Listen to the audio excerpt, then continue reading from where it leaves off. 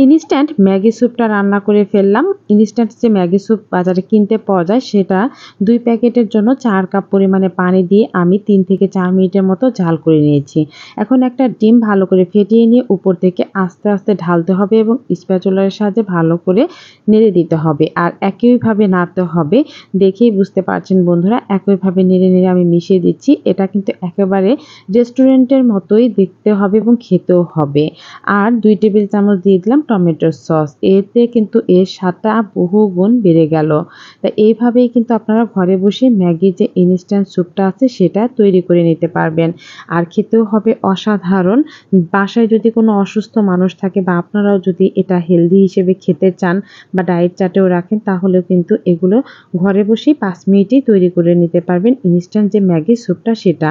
তৈরি হয়ে গেল আমার ইনস্ট্যান্ট ম্যাগি স্যুপ। এটা কিন্তু দেখতে যেমনটা হয়েছে খেতে কিন্তু অনেক বেশি টেস্টি হয়েছে। আর আমার কাছে মনে হয়েছিল যে রেস্টুরেন্টের থেকে কোনো অংশেই কম নয়। তাই ঝটপট আপনিও কিন্তু এই ম্যাগি স্যুপটা ঘরে বসে তৈরি করে বাচ্চাদেরও দিতে পারেন। এটা খুবই স্বাস্থ্যসম্মত। সবাইকে ধন্যবাদ।